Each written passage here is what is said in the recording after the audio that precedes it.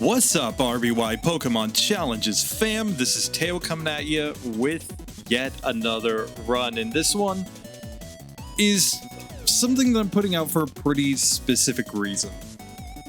I'm a big fan of Scott's Thoughts. Everybody knows that. I've talked about him on the channel. I use the same GameHook software. He actually is the reason that I'm able to use this. He completely gave me the rundown on how to set this up, everything.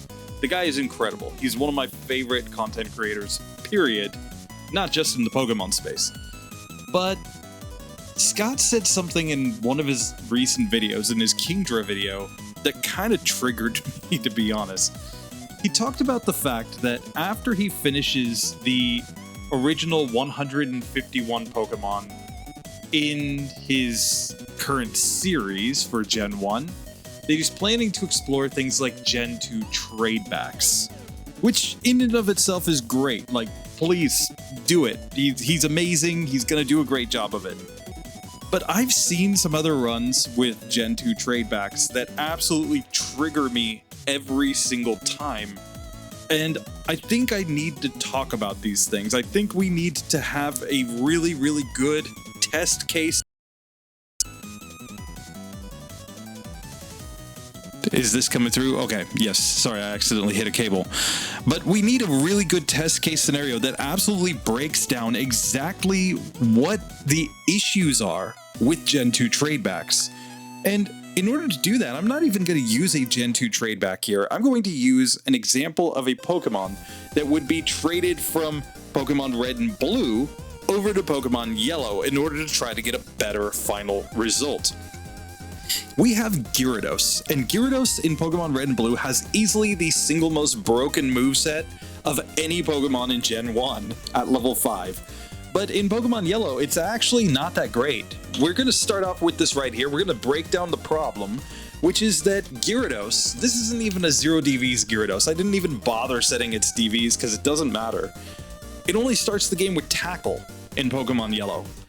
And of course, with Tackle, we can get into the Rival 1 fight. We're going to win this one pretty easily because we're completely OP. That's fine. And we can even make our way through Viridian Forest with basically no troubles. Yes, I'm playing at like 10 times speed. Don't worry about that. Oh, I still have wild Pokemon on too. RIP. No. This wasn't the way this was supposed to go. But it's okay, I'll turn off wild Pokemon later. This is purely for illustrative purposes. That here in this version of the game, Gyarados starts the game with only Tackle. So if you watched my original Brock Minimum Battles series, I basically said that beating the game with a Gyarados on Minimum Battles is effectively impossible. It's impossible because of the fact that you cannot get through the Brock fight knowing only Tackle. And we're going to see just what kind of range we're looking at here. Gyarados is in the slow level up group, so in spite of the fact that we beat Rival 1, we're still at level 5. And yeah, we're gonna have to deal with the fact that we're gonna be fighting Brock at level 6 on Minimum Battles.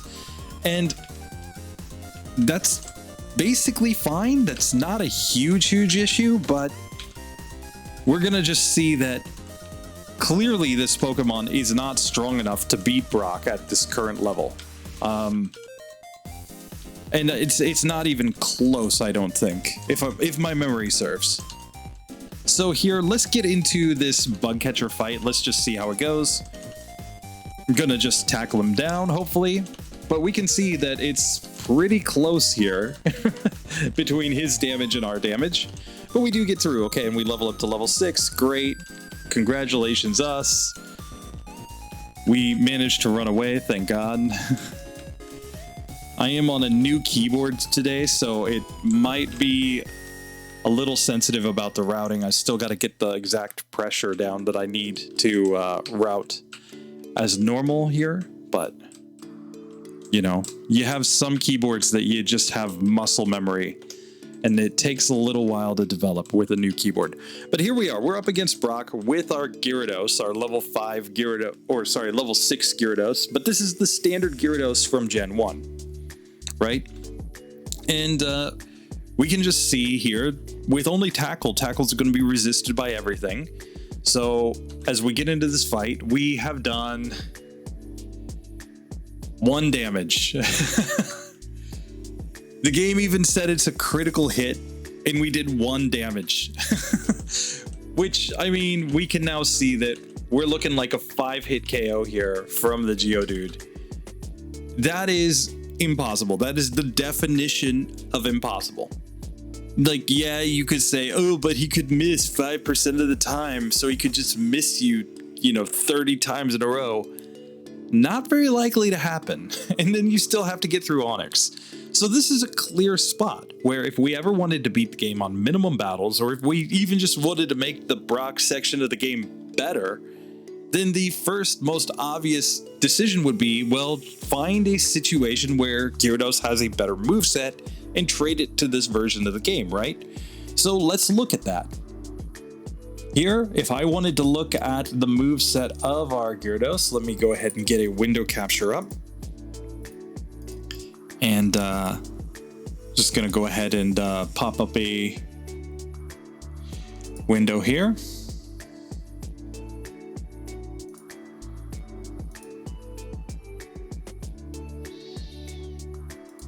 Right, so here we are. We have opened Google Chrome. I'm going to go ahead and now go to Bulbapedia.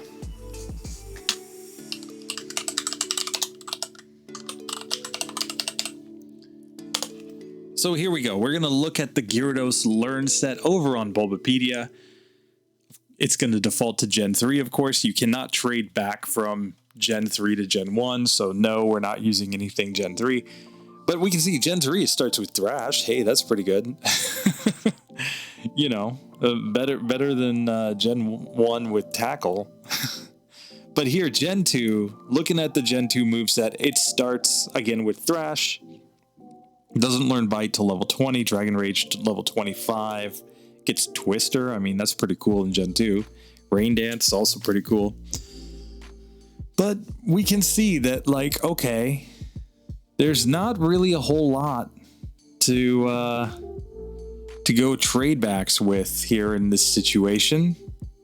So what do we do, right? Well, we can actually look at Gen 1, where we have a very interesting situation here, where when we look at Gen 1, in Pokemon Yellow, we start with Tackle and we don't get Bite till level 20. That's standard in both versions. But in Pokemon Red and Blue, you can see all these ones right here. That's the just ridiculous starting moveset of a Gyarados in Pokemon Red and Blue. And we've seen with the Ditto glitch that it's possible to catch all of these Pokemon as low as level 1, but really level 5, anything is possible, right? So here we can have Bite, Dragon Rage, Leer, and Hydro Pump as a starting moveset in a Pokemon Red and Blue cartridge, which immediately says, okay, the way that we make this Pokemon better is we trade it from another Gen 1 cartridge, right? Like, that's all we really need, because we're gonna get this just completely OP moveset. Well, in order to emulate this, what I'm going to do is I'm going to start a brand new game, but I'm also going to use Game Hook in order to set this up. And so what I'll do is I'll go ahead and turn off that guy. I'm going to turn on this guy, my display capture here. And there is my Game Hook. Oh, sorry, rip. So the first 4 that I've checked right here are my standard. I always check to lock in 0 DVs. Then the other thing that I typically do is I come down to this encounter rate right here, and I go ahead and lock that in at 0 as well. That's just my standard settings. But then we can change our moves with Game Hook. So what I'm going to do is I'm going to come in here and I'm going to change to each of my moves.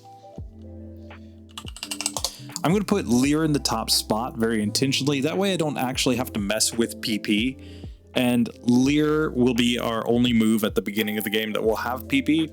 This is because, as I always say with these trade back Pokemon or traded Pokemon, you can't trade before the Rival 1 fight.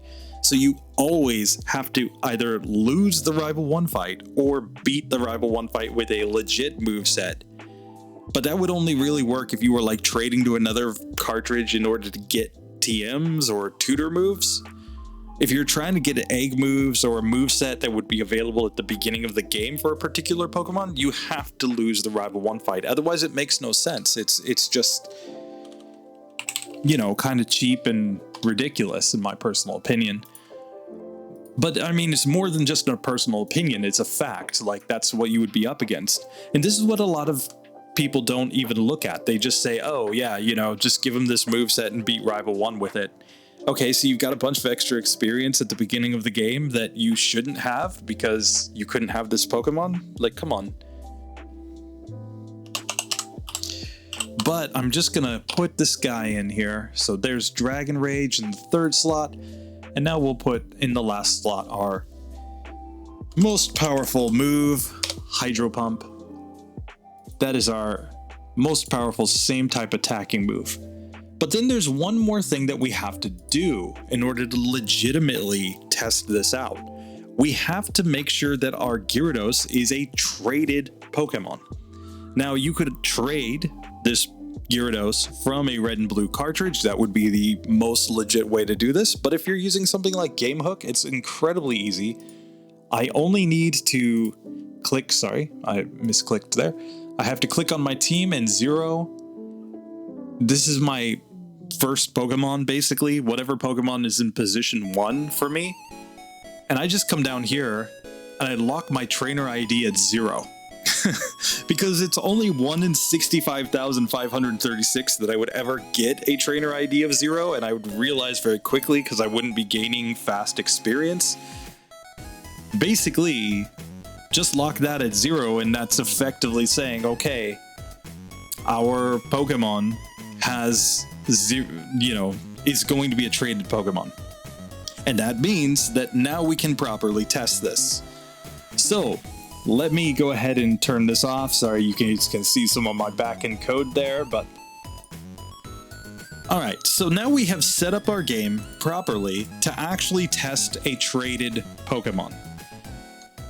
And what I'm going to do is I'm going to start a brand new game with these settings in place.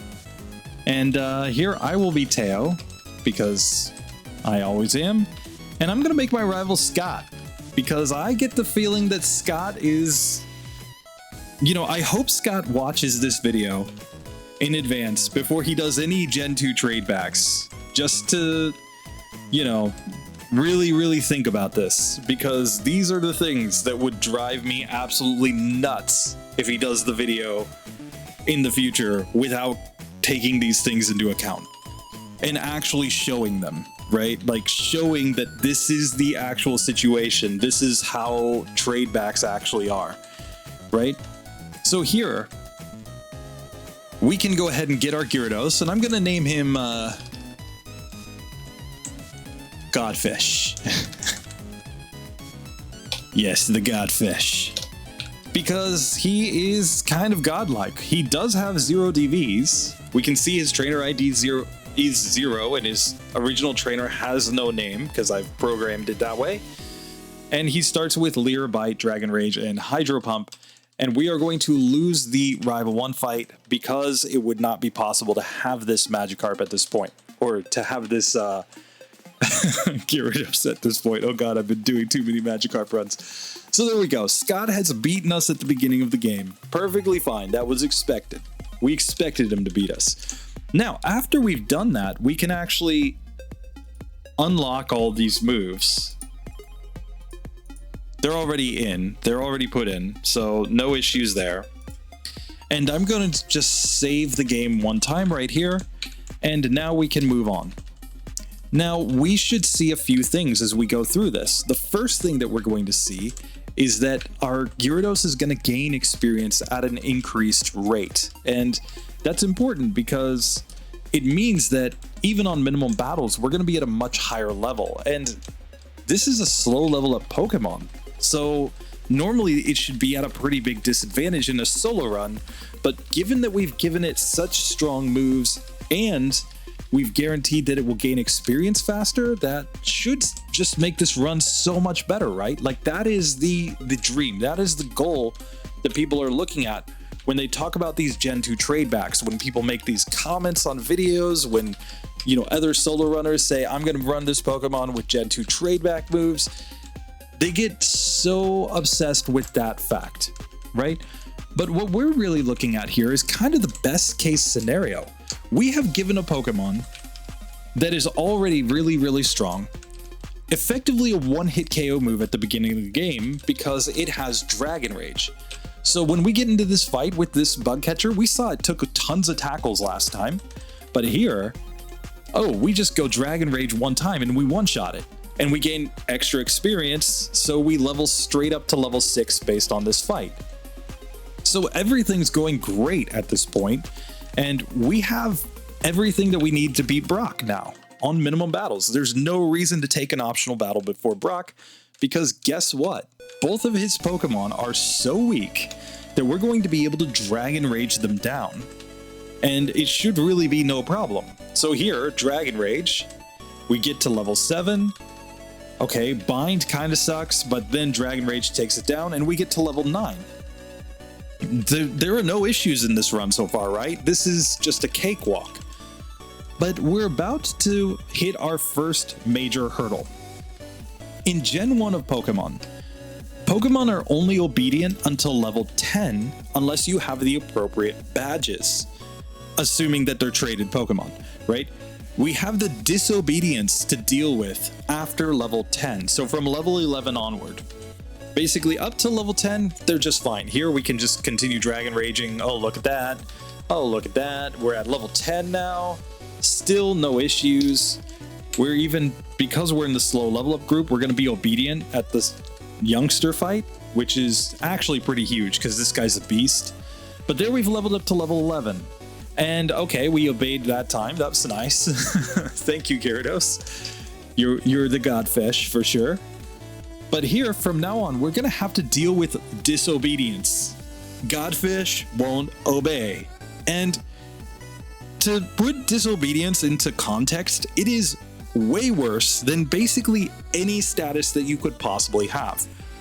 At this level, we are effectively at about a 50% chance of not using the move that we choose on any given turn. Okay, so you can think of it like our opponent has like 2 sand attacks on us from the beginning of the fight.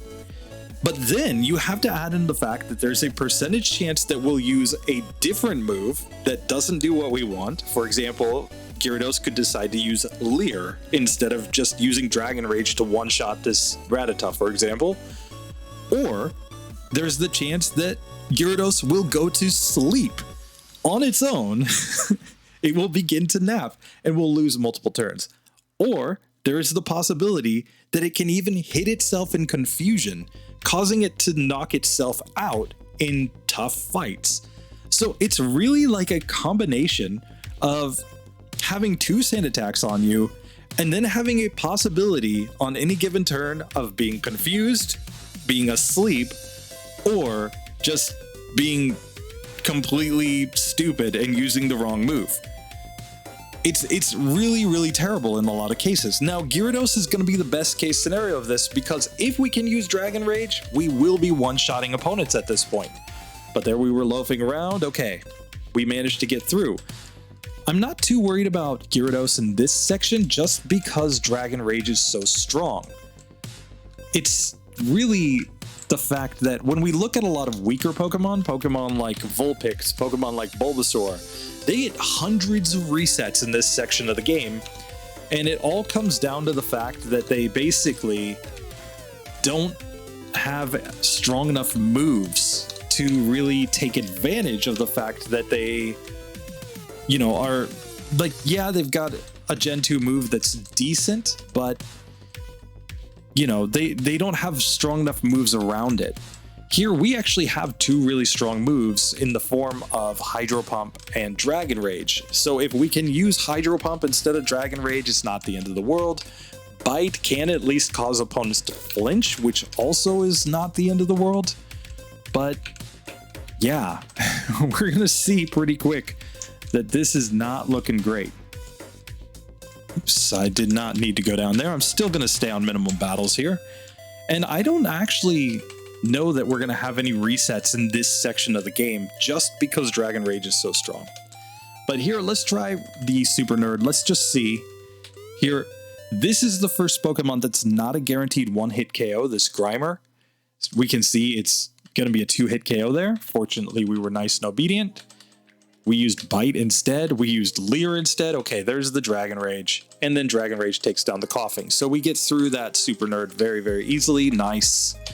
Now we can move on to Jesse and James, who often are not easy in these trade back situations, but we should have a strong enough move provided we can hit.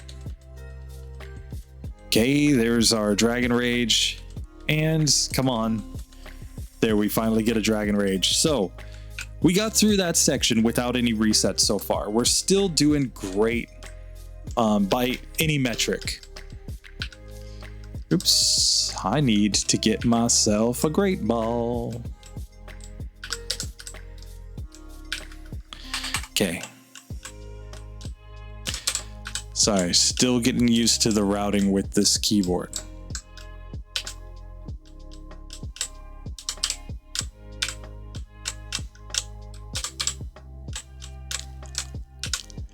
Still figuring out just how much I have to actuate to move. Oh God.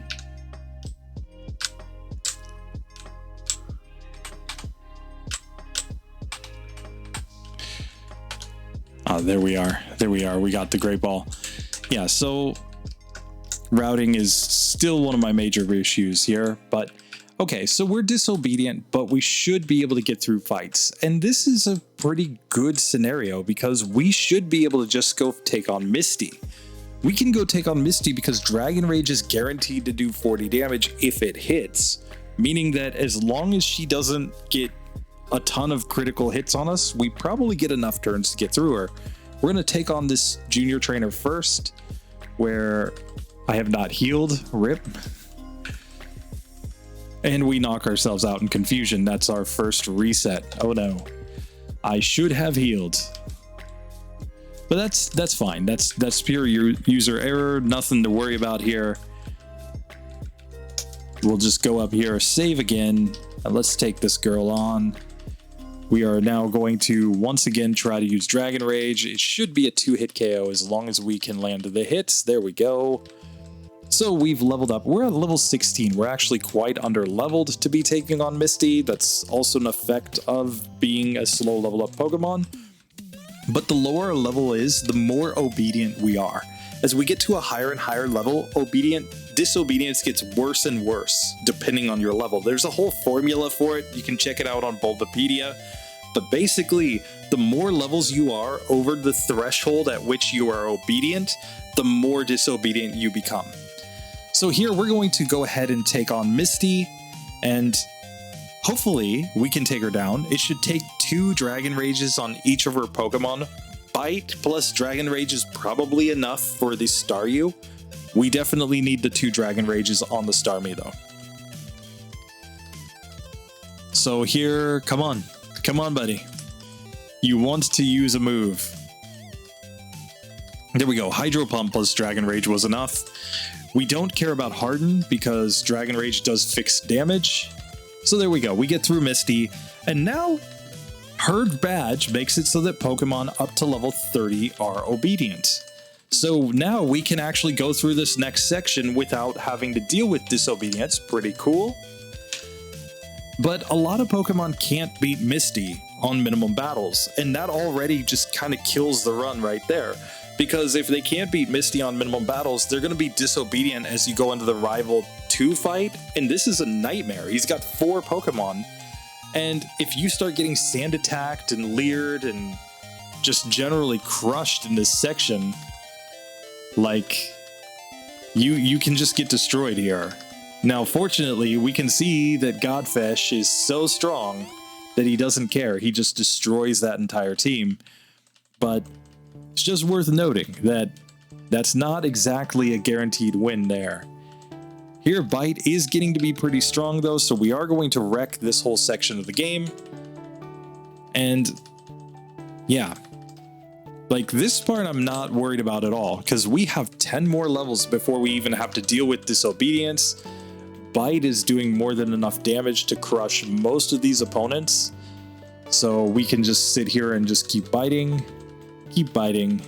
and of course, keep biting. Okay, and we can just heal up with potions when we need to.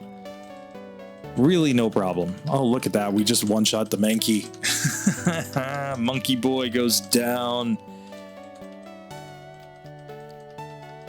And here we should one-shot the Zubat. Very nice. I'm just saving my PP for later on because we have to, of course, take on the Oddish Lass at the end of this section. There it is. Okay. Hydro Pump there seems like the play. Here we can now fight this lassie here. And ooh, I've got a second Pokemon, so I need to change to set battle mode. Sorry about that, guys. And let's go here and fight this guy, where Bite should just wreck that one and that one. Cool. And now this last trainer right here, we can just start Dragon Raging on the whole team because all of these Pokemon are weak enough to go down to Dragon Rage. Cool. And we can grab that Ether, and we're back to this situation where it looks like there's no issues with this situation, right? We had one reset in that section due to the fact that I didn't heal before fighting that junior trainer. But other than that, I mean, we are doing pretty darn well, all things considered.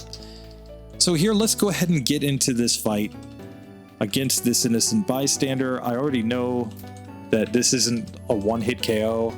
Oh, and we got a miss. Rip. But we can easily take him down with Dragon Rage. We saw that back when I did the level 5 solo Gyarados run in Pokemon Red and Blue. Like, I don't even need to test on minimum battles in Red and Blue because I already know that Gyarados can just solo the entire game. Pokemon Yellow is a little bit harder than that for some notable reasons. Specifically the fact that Erica doesn't have any non-damaging moves on her Tangela.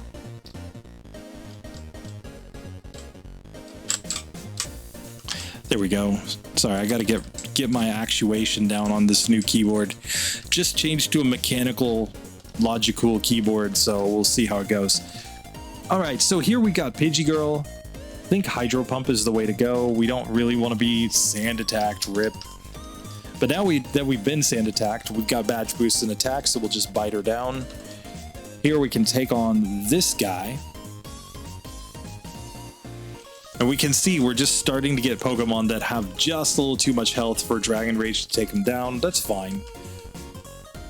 Here, let's just make our way through, and it's just straight to the SSN. The only fight on the SSN for us to take is, of course, the Rival 3 fight. Don't have to worry about anything else here. We're not going to get Body Slammed. This is a minimum battles run. That's the whole point here, is to make it so that we don't have to take all these optional battles because we have this overpowered Gyarados, right? So here, I'm going to Hydro Pump here. I'm going to Dragon Rage there. I'm going to try to Hydro Pump there, yes. Now we can just do a couple Dragon Rages to take down the Eevee, and there we go. We have gotten through that fight, no problem. Now, we have gotten access to Cut, and we can get off of the SSN here. And I'm going to try to take on Lieutenant Surge right away. No, it sounds stupid, but he is really, really random.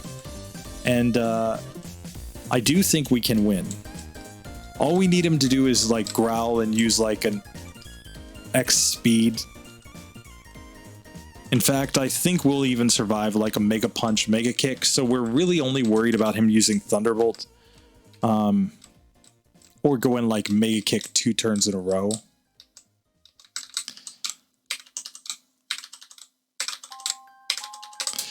Sorry, we're checking to see where this switch is. There it is. Okay, we've got the first switch. I'm dropping a save state here. Just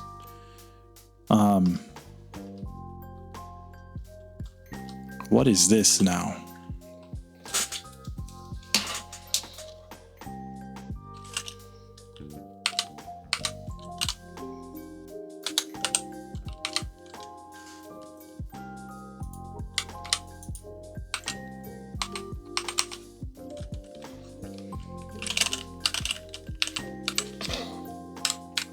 That does not seem to work on this keyboard. Why is that the Windows key?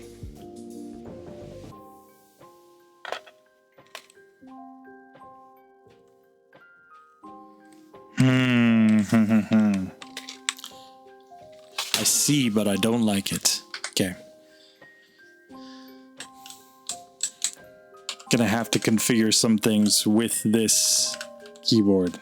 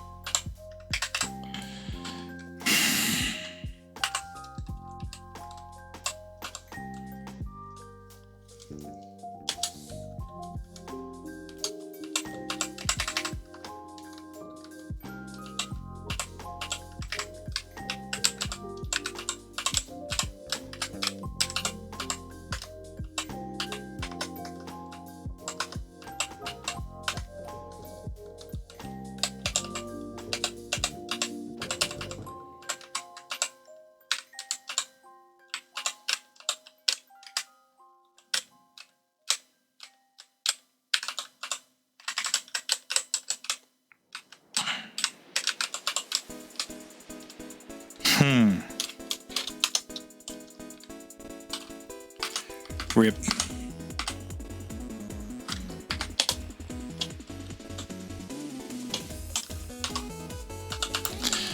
Never mind that it says an optional battle there. We're just having to redo this part because...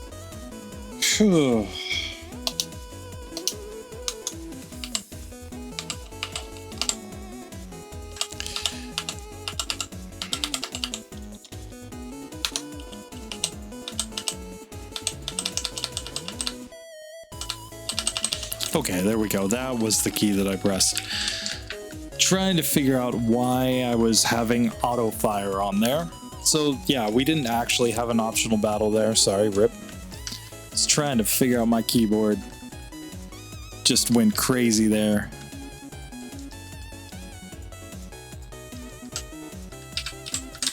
So let's try this again.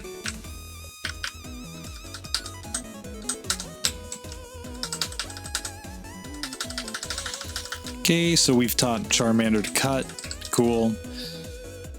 Sorry guys, I'm going to use the Scott's Thoughts strat.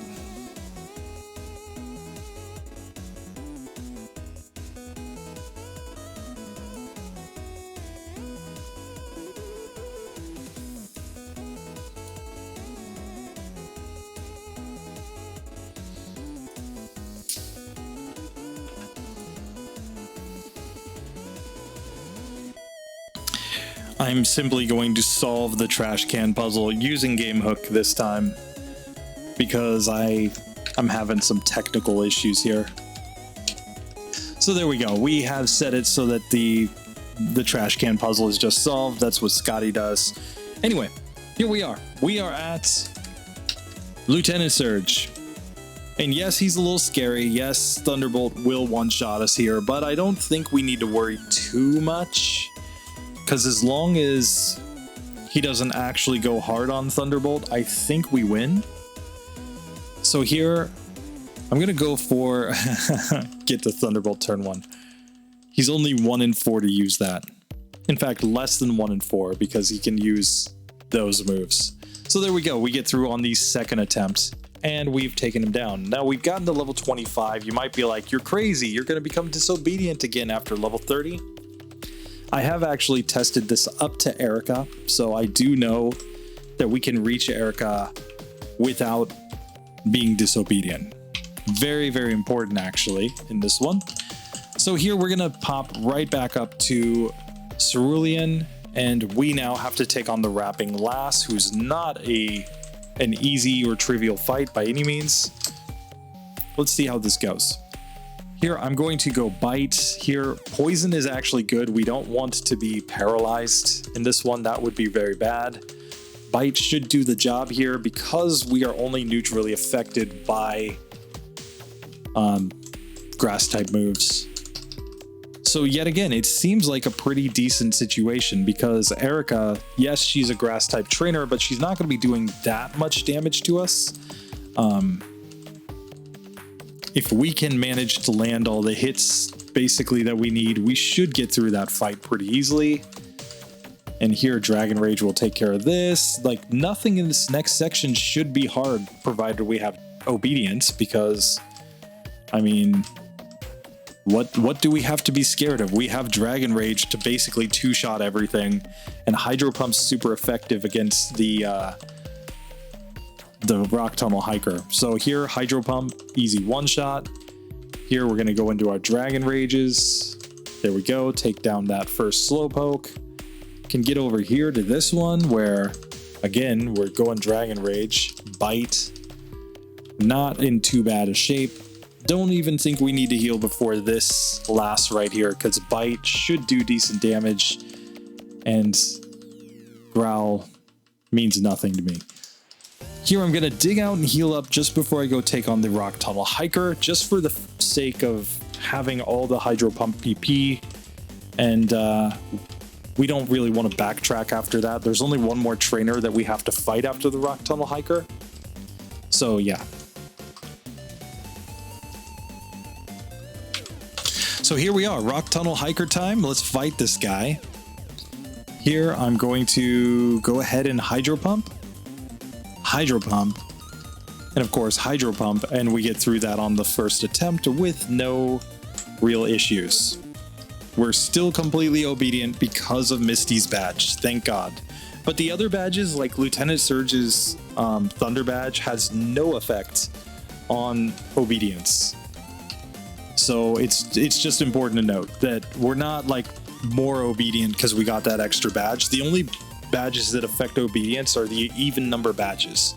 So it's Misty, Erica, Sabrina, and of course Giovanni at the very end of the game. So here I'm going to come straight over here and fight rival number 4 because we're at level 28. We're still 2 levels away from Disobedience. Hydro Pump will take that one down. Hydro Pump will take that one down. Here we can just go into our Dragon Rages on that one. Hydro Pump here. And of course we can Hydro Pump here. We're going to be up against the Vaporeon team. And now we've gotten to exactly level 30. Which is good. That's what we want to be. This is the highest level that we can get to while still being obedient. So we're going to take down Clefairy Girl. She doesn't matter in this one. She just gets wrecked here. There we go. And we have one trainer to take on in Erica's gym. And then we have to try to beat Erica at our current level, unless we're going to deal with Disobedience.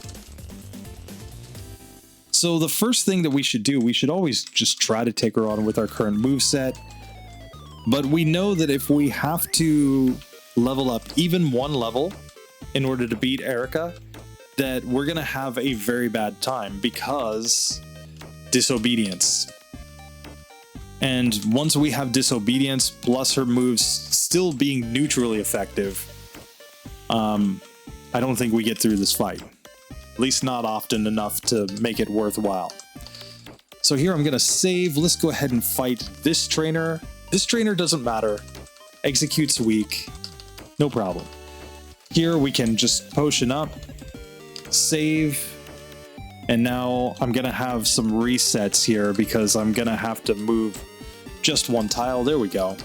So here we are. Erica. We have to beat Erica now in order to get Obedience. Basically, because after this fight, we're definitely going to level up and we'll become Disobedient, and that will just be a nightmare.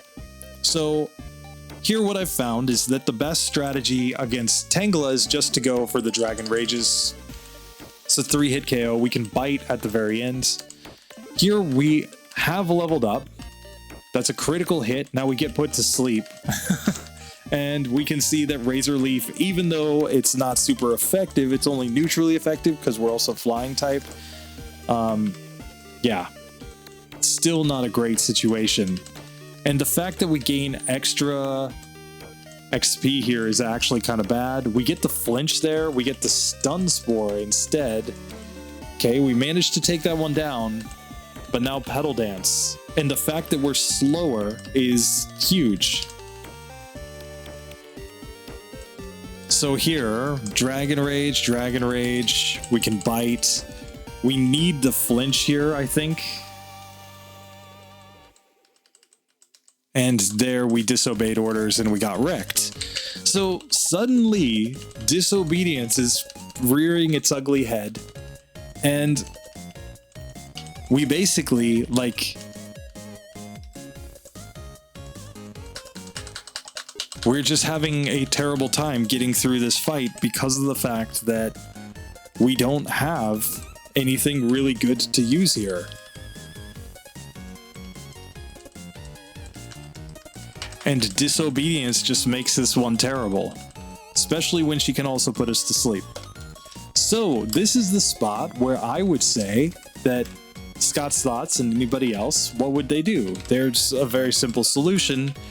They're going to get rid of one of their moves and replace it with something much stronger, which we can do. We have a stronger move to use against Erica here. We can pop up to the top of the department store. We can buy 2 fresh waters in this case, because we're going to want to give this little girl a fresh water, get the Ice Beam TM. We're just going to go ahead and teach that to Godfesh right here. We'll teach it over to Lear. Lear's not really useful to us. And yeah, we can get straight back to Erica's gym, but now we have Ice Beam.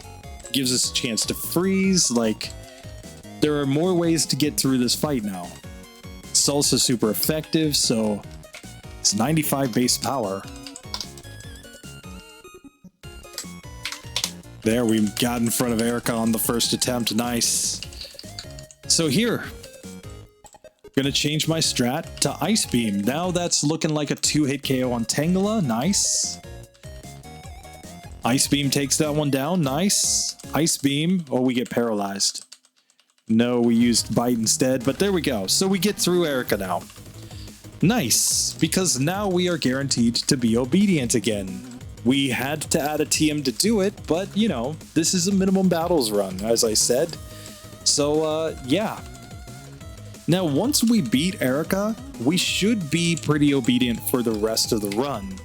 The problem is that most Pokemon would not be able to beat both Misty and Erica on minimum battles. And particularly, in the early game, they get walled by Jesse and James, the Super Nerd, Rival 2, and Misty. Those are the 4 potential walls there. But then in the middle game, we can get walled by Erica herself. We can get walled by Rival 4, Rival 5, Koga. In some runs, the Wrapping Lass is a wall, because if you have a disobedient Pokemon that has to get through 4 opponents, that's pretty terrible. But you can end up with literally hundreds of resets at this point in the game. Now, Gyarados is super strong, so it's not going to really deal with that, especially when we've gone overboard and given it access to some insanely strong moves. We're not going to learn Leer. So there we go. We get through that. No problem. We're just going to replace Bite with Hyper Beam later on in the run, so don't think that's going to be a big issue. But now we're obedient to level 50, and that should just carry us through most of the game on minimum battles. But if you were doing a weaker Pokemon that has to get to something like level 70 or something like that, and there are runs where even Sabrina, beating her before level 70 is not really happening. In those cases, I mean, what are you supposed to do? Like, you're going to be disobedient, so... Here, let's see. What can I get rid of? Oh, and I never got my bicycle. Rip. Here, I'm going to toss out this escape rope. There we go. So let's get the rare candy and let's dig on out of here so that I can manage my inventory a little bit.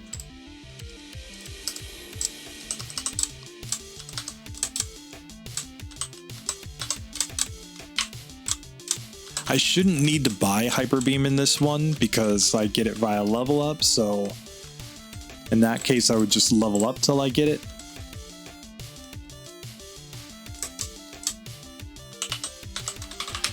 And let's just go ahead and open up Saffron while we can, and we're also going to have to catch a wild Pokemon. Just a second.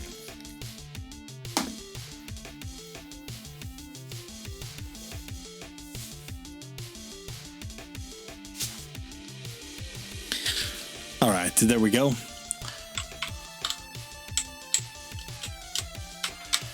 Okay, so we can just go ahead and get through this section here. And let's turn on wild Pokemon just so that I have the chance here to catch my birdie boy.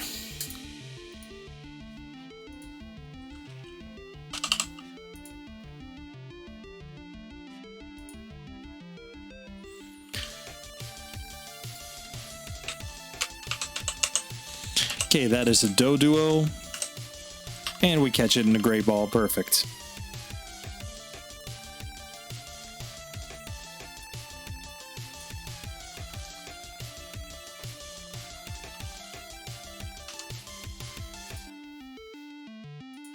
Okay, there we go with that. Cool. We're not doing too bad in terms of time either. So, yeah.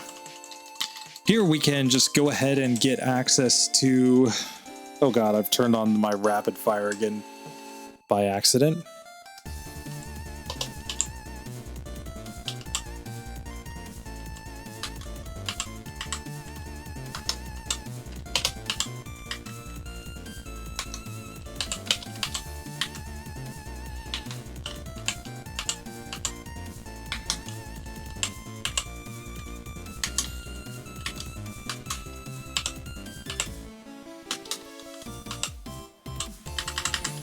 Sorry, I figured out earlier what my... Thought I had figured out which key it was.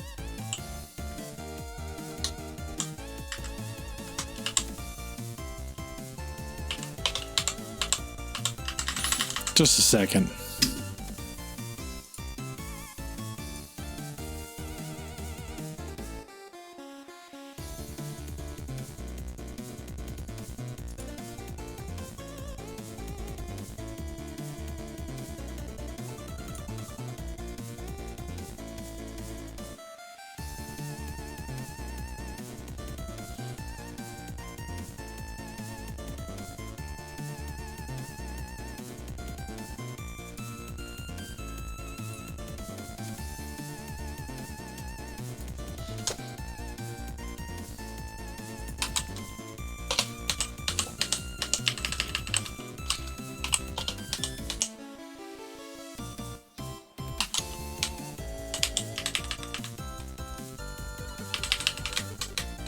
Okay, well, I seem to have worked things out, so that's fine.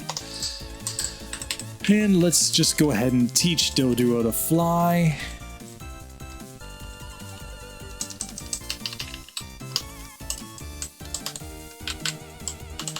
And here we can pop back up to Cerulean to get our bicycle. Sorry guys, I forgot to get the bike earlier. Everybody can be like, oh no, the speed of this run is ruined. Okay. But there we go. We can get back to the Team Rocket timeline because we are obedient now. We're doing great. Doing great.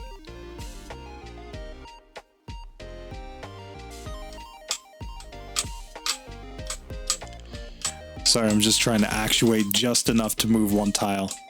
Harder than it seems at this speed.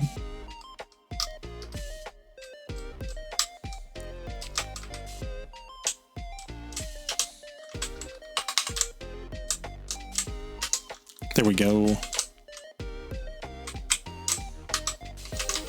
I'm gonna get better at this as it goes. It's just the breaking in process of a new keyboard. Okay, so here we can get into the Jesse and James fight, which should not be terrible now because we have access to completely OP moves. Here, Ice Beam is basically wrecking, so here we go.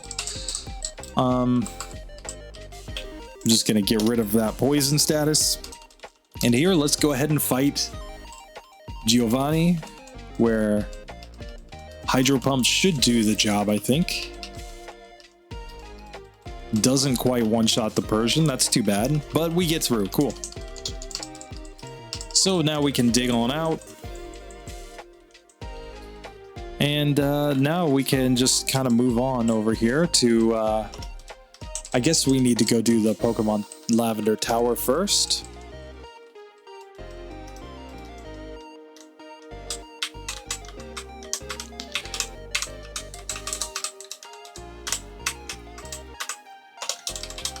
Okay, so here we go. We have gotten to this section where Hydro Pump should just destroy the Ghastlies. This should not be a hard section by any means.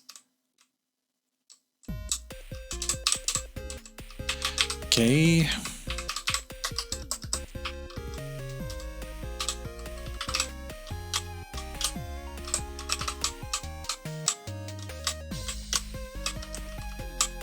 Sorry, trying to move one tile. Still very hard. Okay. But we are taking advantage of our OP stats to wreck these ones.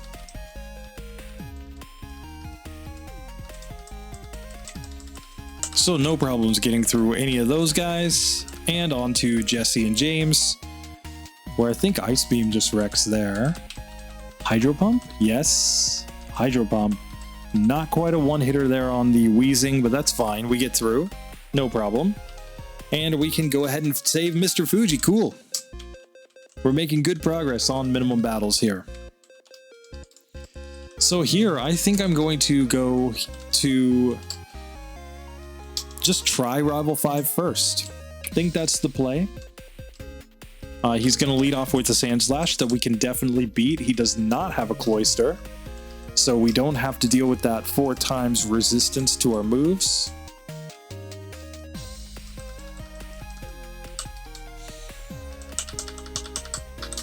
Okay, we take that one down, fortunately.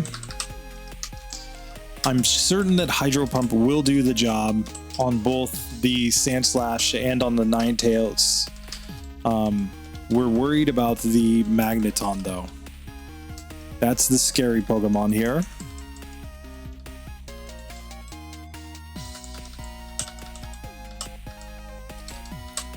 Think we have to try to... Okay, let's try this again. Maybe Hydro Pump does a lot more. Let's just see.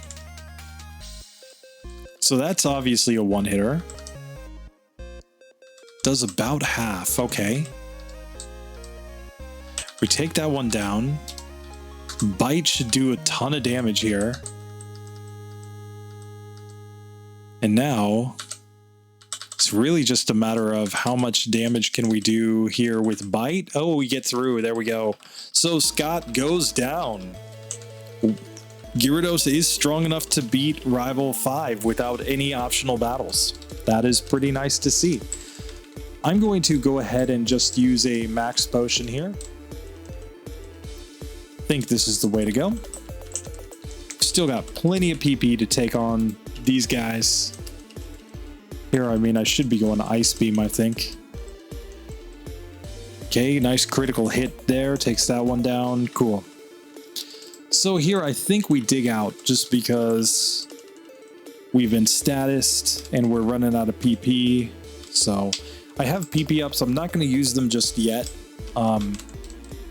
There are situations where maybe I want a different move later on and I should PP up differently. Especially because we haven't gotten Hyper Beam yet, so I'm not sure if I want to put them into Hyper Beam or if I want to put them into a different move.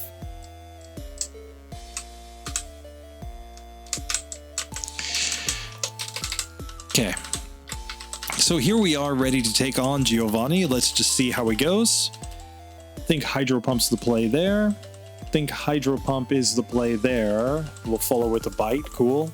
I think we can just Ice Beam there. And then a Hydro Pump on the Nidoqueen. Nice. There we go.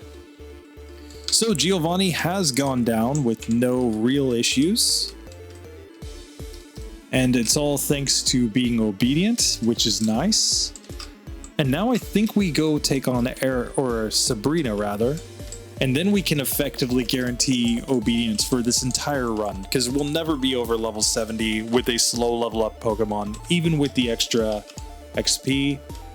I think we've got everything that we need to beat Sabrina at our current level, assuming we don't get some bad luck with with Psychic. So let's just see.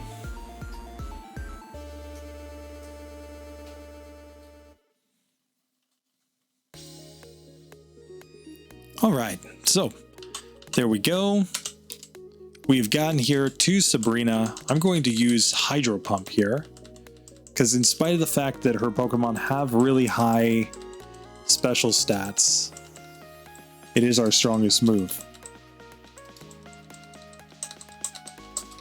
Here I think we have to go Ice Beam though.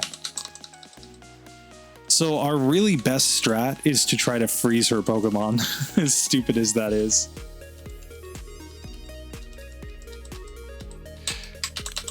Because once they're frozen, it's a guaranteed win.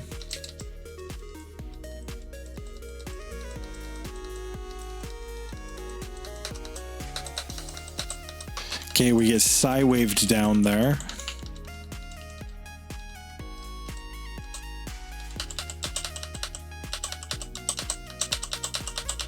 Okay, I don't think we're getting through on that one. I don't know, maybe Bite is better? Yeah, Bite does a lot more damage, and it's getting a badge boost.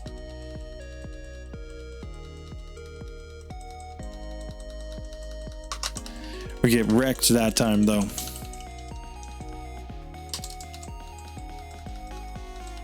Okay, nice critical hit there on the Abra.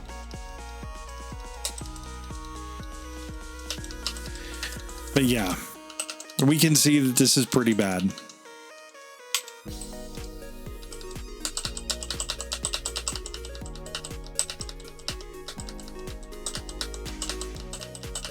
And we get a critical hit. Okay. Simply saying this will go eventually, no matter what, but just a matter of resets. There we get through without a single flash. That gives us the chance that we were looking for. Here, I think we want to Ice Beam here like crazy. We're hoping to freeze, honestly. And we didn't get it. Okay. But if we ever freeze the Alakazam, we win. Just guaranteed win. Okay, one flash there's not the end of the world.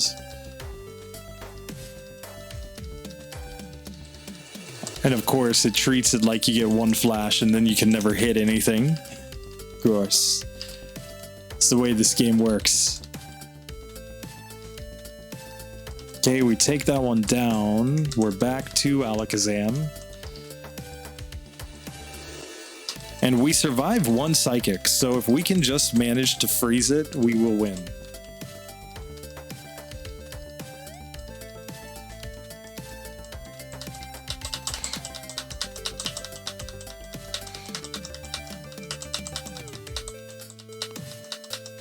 Okay, we get wrecked on that one.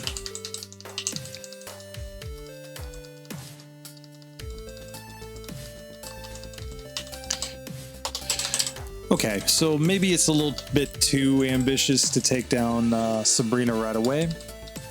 Still got plenty of levels before we even have to worry about disobedience, so what the heck. Let's go down to Koga first.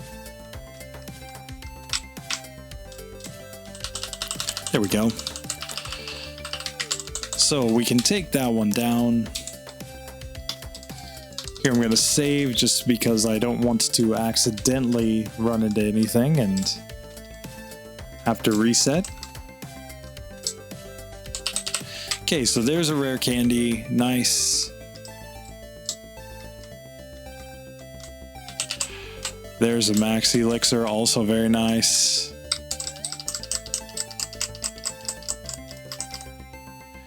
And there I ran into that guy. Rip.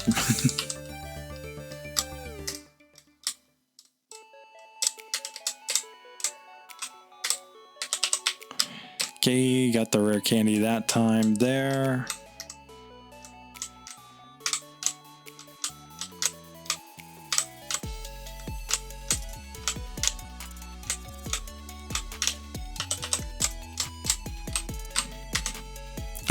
Rip. Sorry, I just keep misrouting. I'm gonna blame the keyboard. Oh, God.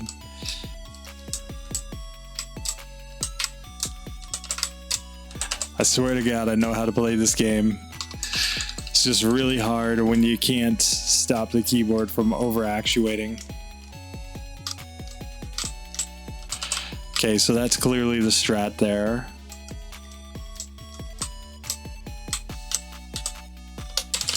Gonna drop a save right here.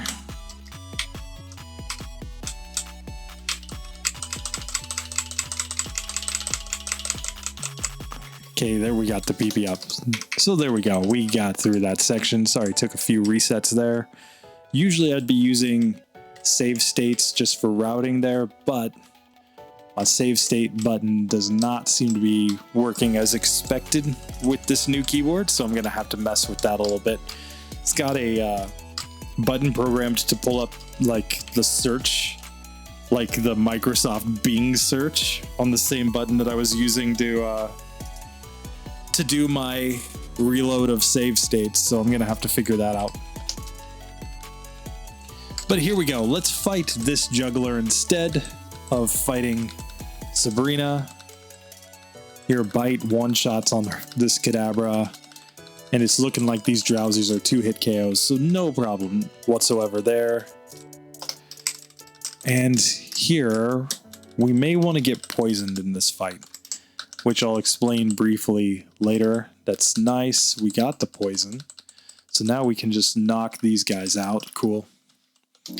Now, the reason we wanted to get poisoned there has everything to do with Koga's AI. We know that because we're water type, he's just going to spam, whatchamacall. He's going to spam, what's it called? Sleep powder, because it's a grass type move. He's like, oh, water is weak against grass. I'm going to use sleep powder over and over and over again. We obviously don't want to be put to sleep. We also don't want to get hit by toxic from the Venonat and from the Venomoth that don't know sleep powder. So we're best off here by doing exactly like this. We'll get into the fight here, and we're just going to try to knock these Pokemon out as quick as possible. And the strategy is probably going to be to freeze the Venomoth, if I have to guess. It's probably the best way to go. So here I'm going to go Hydro Pump, that one shot. Hydro Pump one shots. Hydro Pump missed, but oh, and it's not a one shot there. So here I think our best strat is to go Ice Beam. He's just double teamed so much that we can't hit. Okay, but clearly this is the strat. So Hydro Pump, that takes one down. Okay, we need Hydro Pump not to just miss. Okay.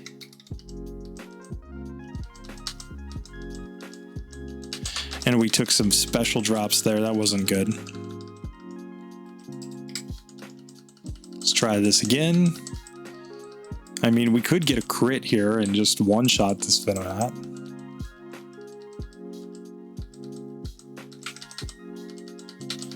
Oh, well, we get wrecked on that one. We're not getting through. Not with so little health. Still having the Venomoth. Okay, that didn't work. Here, let's bite. Then Hydro Pump. Nice.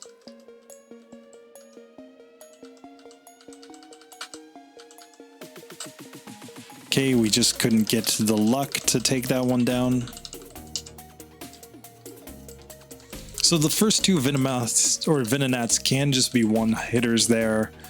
Bite can theoretically flinch our opponent, which is why I was going for it. Okay, Hydro Pump does about that much. And we land Dragon Rage. There we go. So we get through Koga there. Not too bad. Still on the score 96. We're not doing terrible.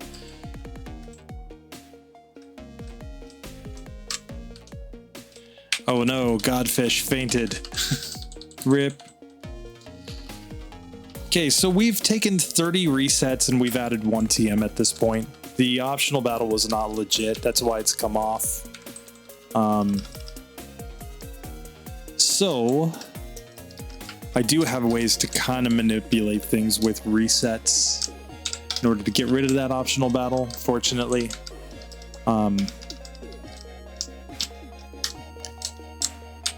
Okay. So here we can just go through this section. We just have to get our required HMs. Should not be a big issue.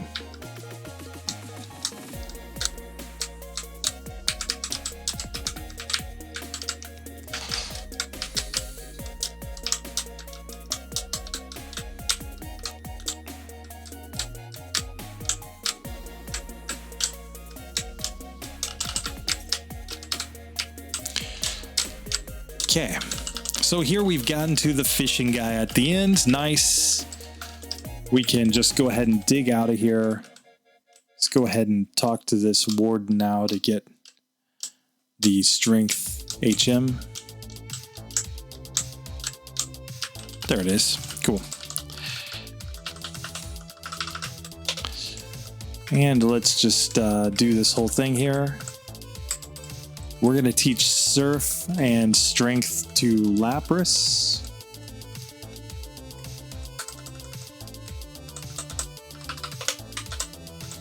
And it can use Strength so that we can get that rare candy. Nice. So now we need to go take on Blaney Boy, who should not be an issue in this one, I don't think. Because we should have the type advantage and have Hydro Pump, which will do decent damage. The biggest issue that we're going to have here against Blaine, because he just attacks randomly, is A, that he's at a much higher level than us, and B, the fact that he can confuse us with Confuse Ray with the Ninetales. That's pretty much the biggest issue that we've got to deal with. Sorry, just a second there. Oh, ouch. Sorry, I hit my elbow. Hit my elbow, no! Gonna also pick up the Blizzard TM. We might need it as part of our minimum battles run, I'm not sure. But here we can just get through this section without too much issue, I don't think. There we go. Okay, and the secret key, we've got it. So we can dig out, just heal up real quick just to be safe. And let's go ahead and do the Pokemon quiz.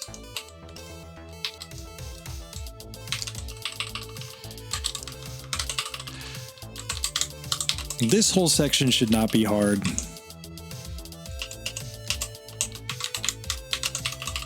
And there's really no situation where we would ever be this far in the game with a trade-back Pokemon that wasn't obedient, I don't think. But if we ever were, this would be a nightmare fight.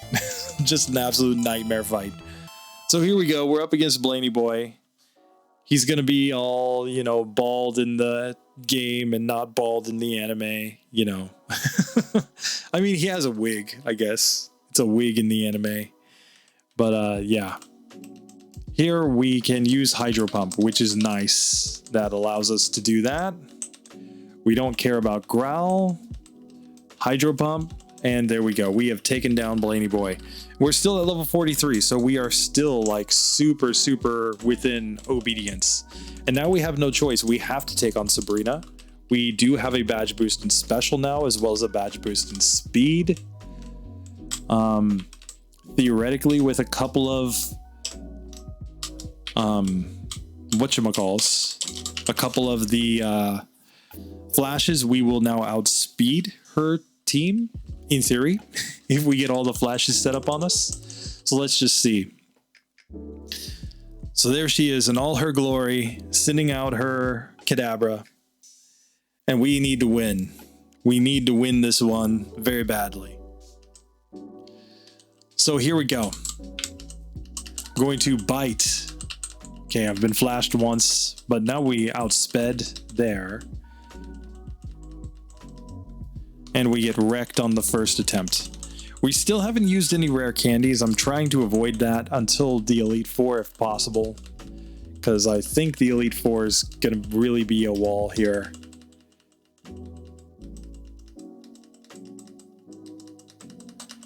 Okay, come on, land a hit, damn you.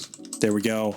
So we get to level 44 there. We have beaten Sabrina, and now we're obedient up to level 70, so we're basically guaranteed to be fine, because we're not going to get to level 70 before we beat Giovanni. No way. We have such an advantage here, except for the fact that in Pokemon Yellow, his Nido's no Thunder. And I mean, Rock Slide is also technically super effective. But I think as long as we land the Hydro Pumps, we just knock them out. I don't think it's an issue. So, yeah. We can also go for Ice Beam in this one, which is fine too. But I think Hydro Pump does more than enough here. So I am going to go out and heal once, because I don't want to run out of Hydro Pump PP here. I think it's safe to say that we want to at least put 1 PP up into Hydro Pump, so I'm going to do that. Oops, not the Elixir, the PP up. So there, we'll have 1 more Hydro Pump in case we have a miss. Rip. Routing is going to be the issue here, guys. Okay, I'm going to get better at this. Swear to God. Okay, here we are. Giovanni time. Let's take this guy on. He is trying to be all scary, but I think 4 of his Pokemon we can probably one-shot, is my hope at least. Let's just see. That's a one-hitter, cool. Here, I'm gonna go for Ice Beam on this Persian, nice. We get 1 badge boost from that Screech, which is nice, because now these are one-hitters. And we miss on the Rhydon, and we get knocked out by a single Rock Slide. That was stupid. But the Screech is probably what we're hoping for. Oh god. No, I've somehow accidentally turned on the...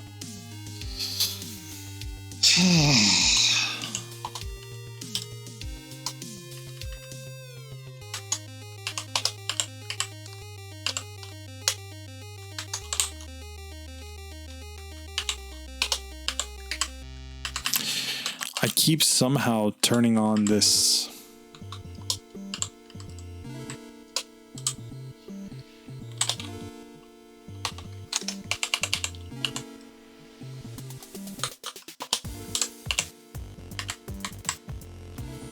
This auto fire. Oh, that's driving me nuts.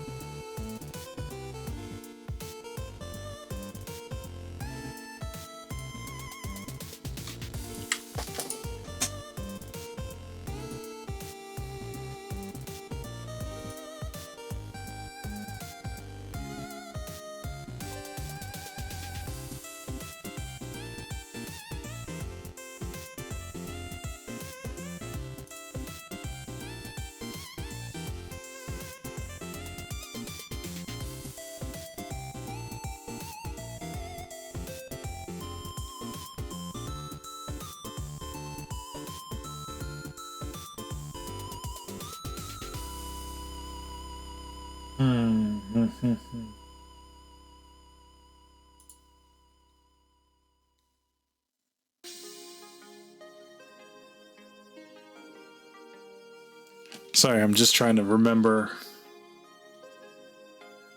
where my hotkeys are in here.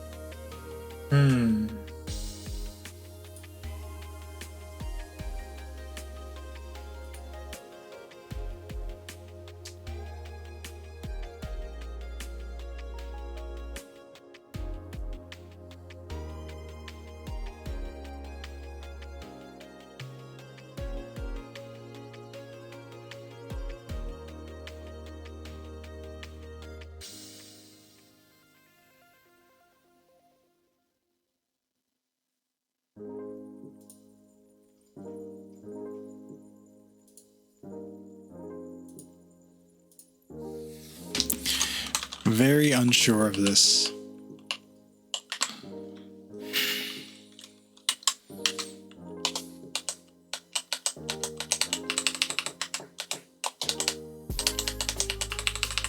Not sure what I did, but now it seems to be working properly. Okay.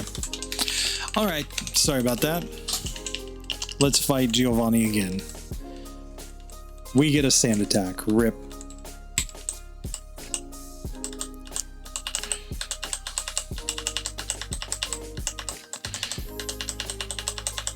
Oh, and now he's setting up the double teams. No!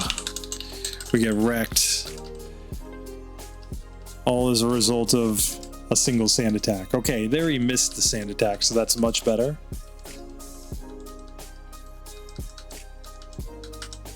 Okay, we take that one down. Hydro Pump one-shots there. Hydro Pump doesn't one-shot there. No! We need the badge boost. That's stupid. So we're really hoping for a Screech from this Persian here. We do not get it. And we get wrecked. Wow, this is harder than I thought. We might need like one more level to make this truly consistent. Here, let's see how much does Dragon Rage do. Okay. Like we want Screech, yes. We got the Screech that we were looking for. Now we just need to actually land a hit. No!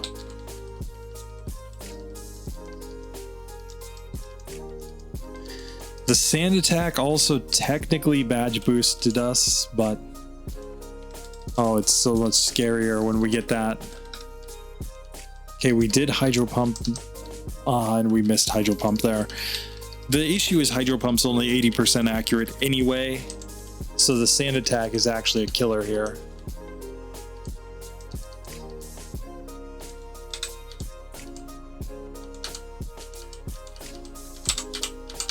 Okay, now we need some like misses or some guard specs to get through if we don't get the badge boost. Okay, we missed there, but that's fine. Come on, Screech. Screech, damn you, Screech. Nope.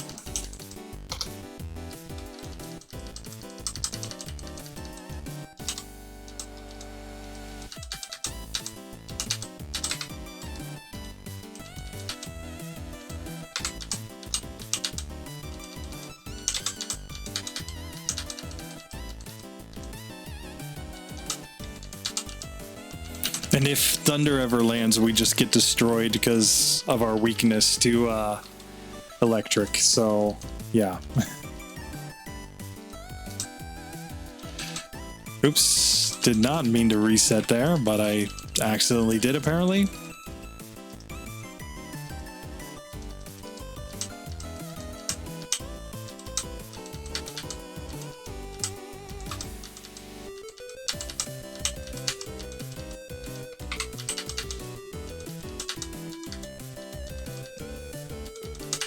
Okay, we get through that one, and there we go. We finally get through. Giovanni was harder than he needed to be. 1 or 2 rare candies probably gets us through. Because, let's see, I mean, a couple rare candies would get us through. Because we would hit a damage rounding threshold and definitely be able to take down the Nidos in one hit at that point. But that's fine. Let's move on to Ravel 6. Where here, this should be no problem. This might be a problem, but fortunately, we were able to get through. Oh god, and we missed. We need 2 hydro pumps to take down that magneton there. Okay. So Ice Beam's fine there. Okay, that will take that one down, fortunately. Can take that one down, that's fine. And we get wrecked by Psychic. Oh god. This is gonna be a problem, guys. So here, Hydro Pump's fine. Ice Beam is fine.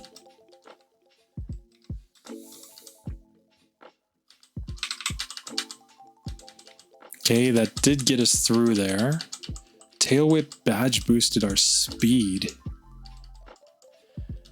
We just barely survived there.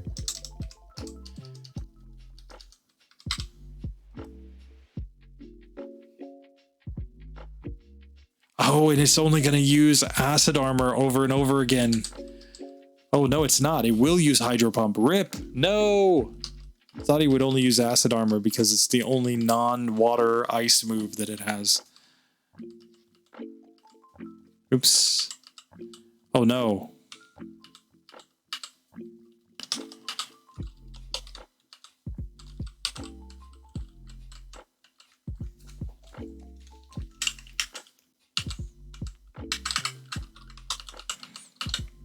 And there I've somehow...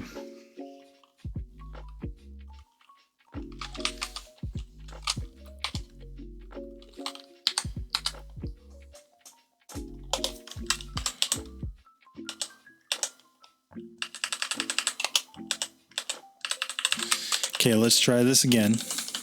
But we may have to go rare candies here. That might be the solution, guys. Because otherwise we're just basically hoping for the freeze there on Magneton, I think. Oh god.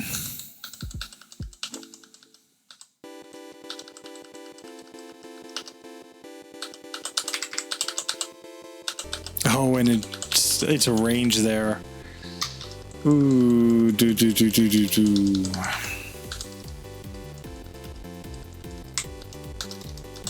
Now, it's worth noting, this is definitely a possible fight.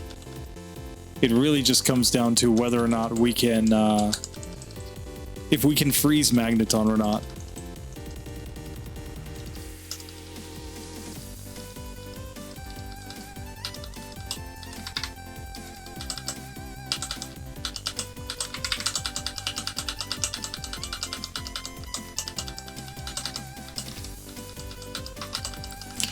Yeah. Because if we freeze the Magneton, we can get through to Ninetales on full health. In theory, at least.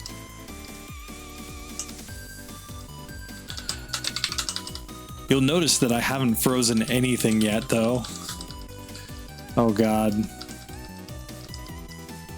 Sorry, I reset there because I got hit by Psychic. Not what I was looking for.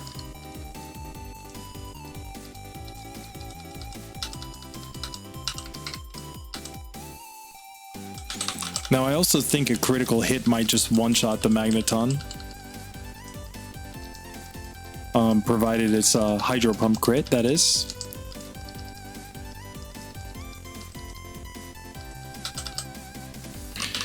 But yeah, we are just not getting the freeze here.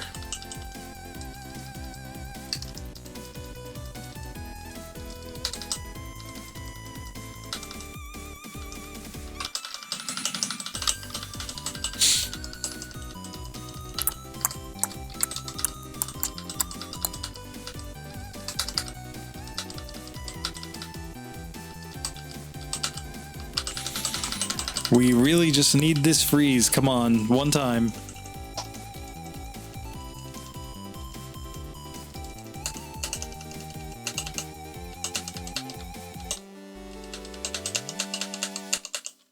Okay, we did get through on full health because he got a Gen 1 miss instead. So I guess I take that. Okay, nice crit there.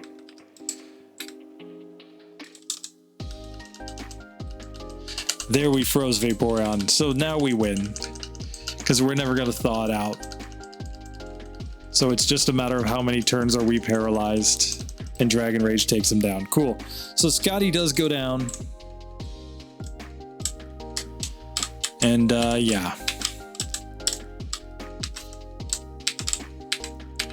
This next section pushing boulders is also going to suck because just my routing is not top with this new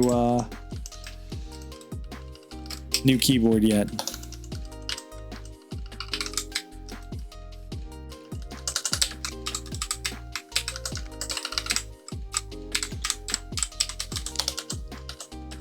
Okay, so here we're gonna have to route around a bit in order to get through this section here.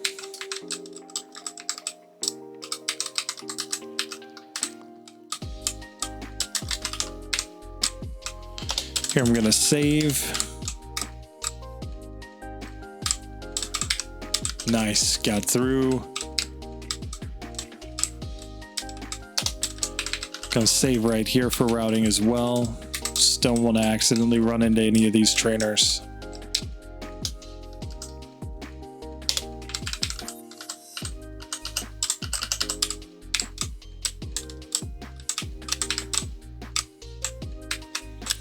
Okay.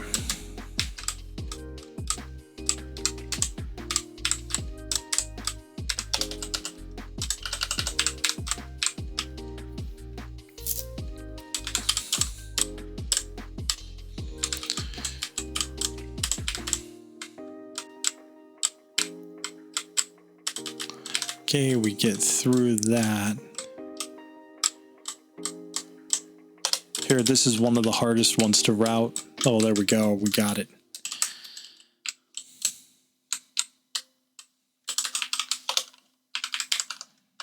Not gonna complain about that.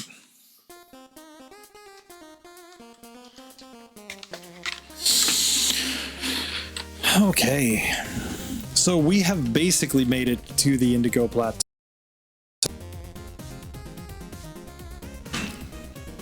Let's just double check that everything's looking good here.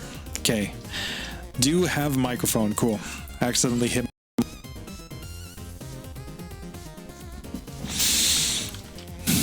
Okay.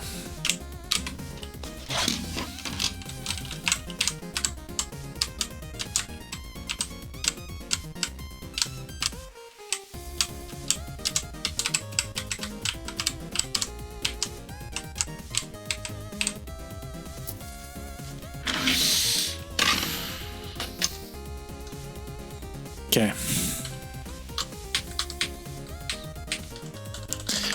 So here we can heal up. We're going to have to go to the power plants next to get all that stuff.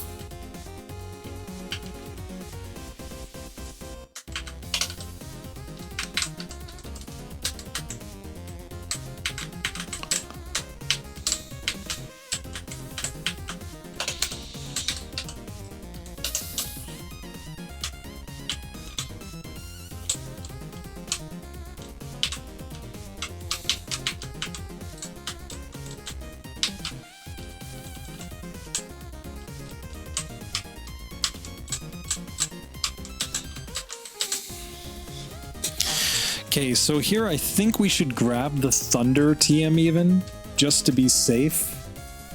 Might be the play against Lorelei.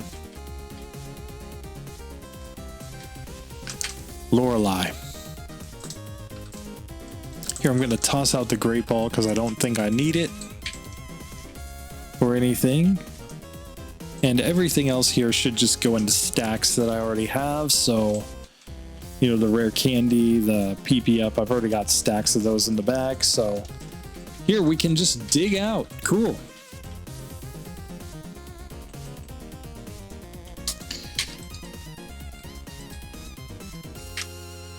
Let's just see if there's anything else to sell in my bag here. We can get rid of those potions. We do not need them.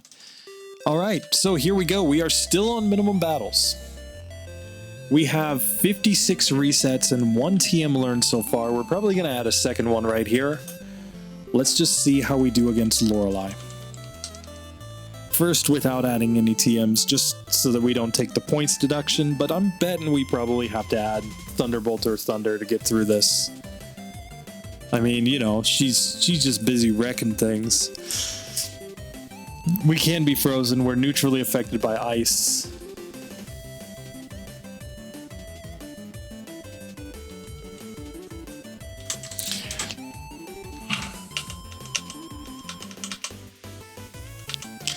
Yeah. We're getting wrecked on the first one. So, here I go. I'm going to learn Thunderbolt first. I think it's the better move. I'm also going to put everything else into the PC because we don't need these HM Pokemon. They've done their job. So let's go ahead and take out Thunderbolt, and we can learn Thunderbolt currently over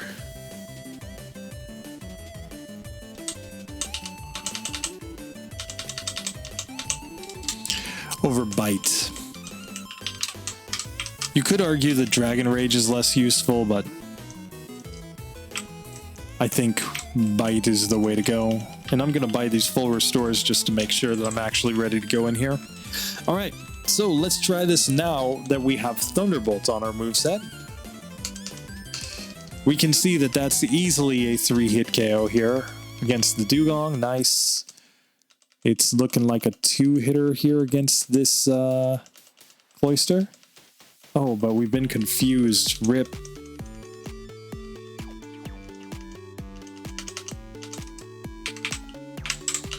Can a Hydro Pump on Jinx? Okay, and we just get wrecked that time. So let's just see one more attempt here before we start rare candying like crazy instead. See if we can get better confusion luck here. Yes.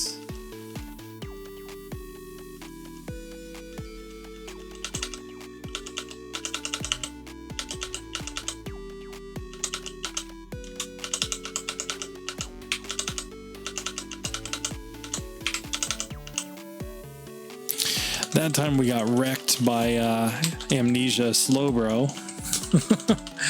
God. We were doing great until the Amnesia came in. Attack drop doesn't actually matter in this one because we're not using any physical attacking moves here. Okay, we get through that. Nice. Okay, we take Jinx down. That was good. No, we've been confused. No! You jerk. If we weren't confused, we probably win that one.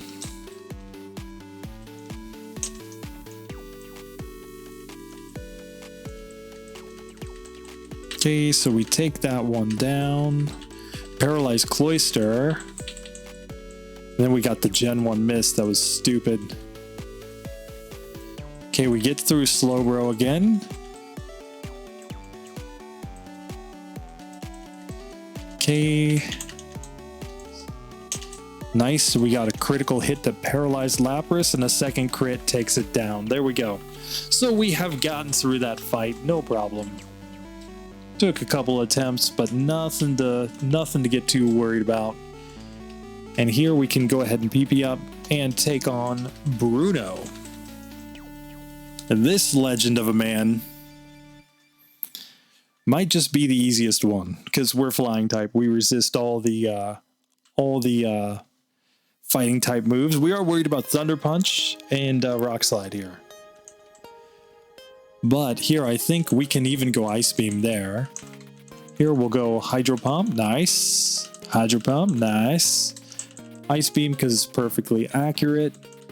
And then Hydro Pump. It looks like a 2-hit KO there with Hydro Pump on the Onyx. So there we go. We got through that once again with no issues. Rip. No. I didn't mean to use the PP up. I meant to use the elixir. Damn you. Damn you, game. Okay, well, I'm still going to just save it and go with it. Okay. So here we go. Agatha time. She is scary because her whole team just is so trolly. But I think Hydro Pump's going to do enough damage to get us through this one. So, yeah, we'll see if we get killed by, like, Pikachu here. Hydro Pump is like a 2-hit KO there. Ice Beam should be pretty good here. I'm using Ice Beam because I was hoping for the chance to freeze. I'm actually going to learn Hyper Beam over Dragon Rage now. Oh, the Dream Eater. Okay, we take that one down at least.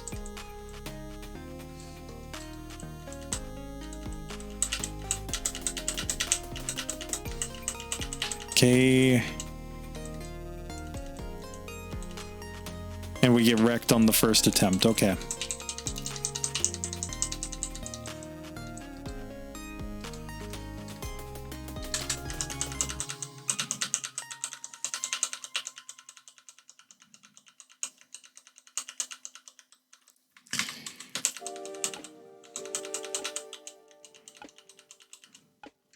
Okay. Think we need to do our last 2 PP ups into Hydro Pump. Think that is the play. Just so that we have as many Hydro Pumps as possible for trying to take down this team.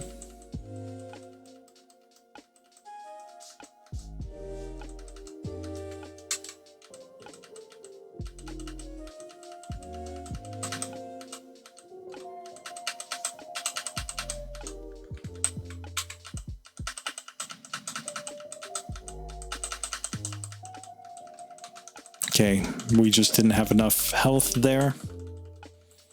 This might be the one where we actually have to go for the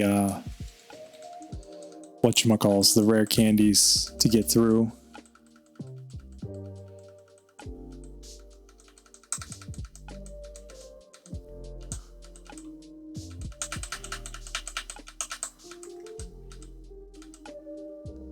Okay. Yeah. Okay, so this is where I'm going to rare candy up a bunch. I'm going to keep a couple of rare candies in the bag just in case.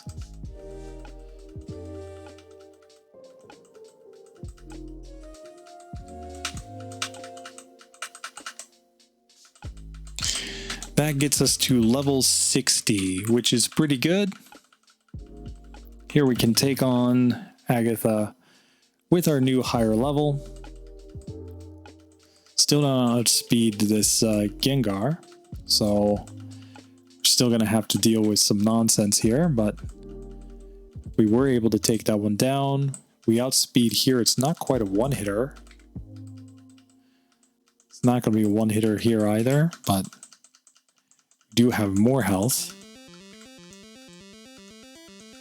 Okay, we get paralyzed, which is not good, and we hit ourselves in confusion. Okay. But I think this will be possible.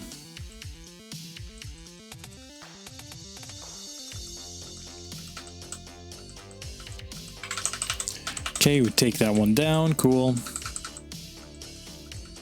Take that one down. Okay.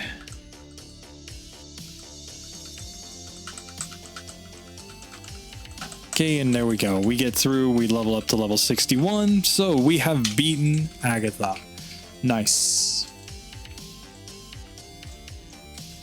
So here it's time to max elixir now. And of course, full restore before we take on Lancey Boy. And we, fortunately, with our 2 TMs that we've learned so far, we have a perfect move for his entire team, basically. Whereas with just Hydro Pump, we wouldn't, because 4 of his Pokemon would resist Hydro Pump. So this is where the TMs definitely come into play. Thunderbolts does the job. Ice Beam does the job. Ice Beam does the job. Technically, Hydro Pump is our strongest move here.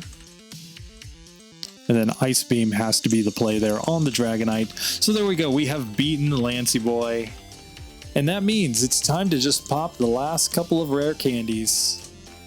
And go for a max elixir. Go for a full restore. Don't think we need to learn Blizzard here. We'll find out. Very good reason to just save the game right here. Okay. And we can get into the champion fight. There we go. This guy. Absolute legend. I'm scared, guys. Scott is a little too strong. I know he is. Look how powerful that guy is. An absolute champion amongst champions. And yet he's using the Vaporeon team. Rip. Cool. So, sorry, let me just make sure that that doesn't play every single time. And it's time to take on Scotty Boy. So Hydro Pump is the play there for sure. We're going Hyper Beam the whole way there. Here we're doing Ice Beam. Look how little damage Ice Beam does though. That is not as strong as I was hoping for. Hydro Pump should do the job here. Does not. One hit KO. Oh, and we get the Thunder Wave. Oh, God. Alright, guys. I do think we need the Blizzard. The reason we need Blizzard is 90% accurate. And it's going to... I think make that Exeggutor better. Because Exeggutor was bad in that one.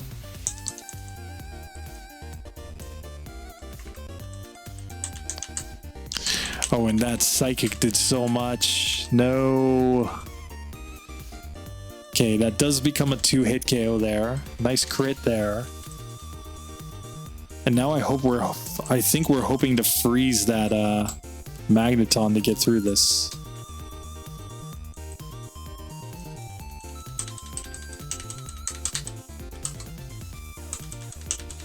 Okay. Oh, rip. Meant to go Hyper Beam there the whole way.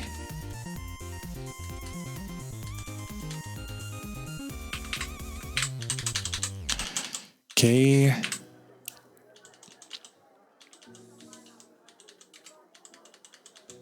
Hydro Pump being a 2-hitter here is a big issue.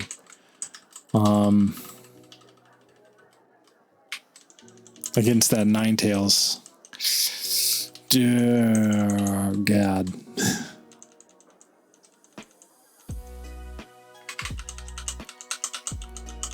Okay, we do manage to take out that Alakazam. Oh, nice crit there. Okay, that was a nice one there.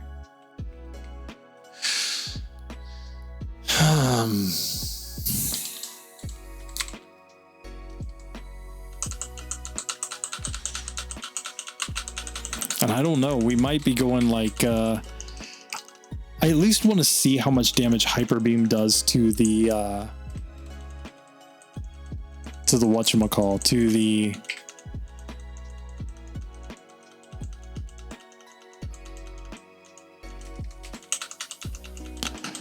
Magneton.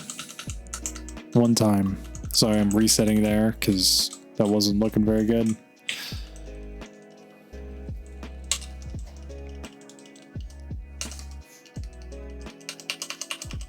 Okay.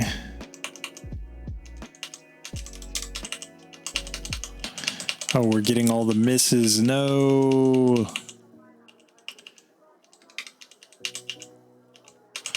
Okay, let's see what Hyper Beam does here. Okay, it does about 65%.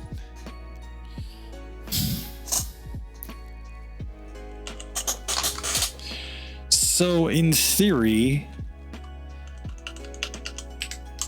if we can survive one turn there, we can go into Hyper Beam and knock him out. So I think that's my strategy now. If we can actually hit things. Oh god, if we can actually hit things. The champion, Scott, he's always too strong. Okay, one shot there, cool. One shot there, nice. It was a nice blizzard. That was a nice blizzard. One shot there, okay, that's very nice. Blizzard. And Thunderbolt just destroyed us. Oh, man. It really is all or nothing. Either we get like a Gen 1 miss from Thunderbolts, or we need to freeze there. And I think that's the only way that we actually consistently get through that. Okay. Yeah. This is really just a Gen 1 miss or we get the freeze. So we've got a 10% chance when we get there. You might say go Mimic. Mimic's a broken TM according to my rule set, so I don't use it typically. Okay, nice crit there. Nice crit there. We miss the Blizzard and we get wrecked. Okay. You know, we're just as likely to miss Blizzard as we are to get the freeze when we hit with Blizzard. So, yeah. Oh, God, come on. Okay, Kinesis missed. That was good. Nice crit there. Oh, Confusion sucks, though. Okay. Oh, there we got the freeze. Yes. So Hyper Beam takes that one down. Thunderbolt. Thunderbolt. He's only using quick attack. We've got 3 HP left. There we go. Thunderbolt. But here we were at level 65. Now we got to this level on minimum battles because of the fact that we were a traded Pokemon. And of course we've used 11 rare candies.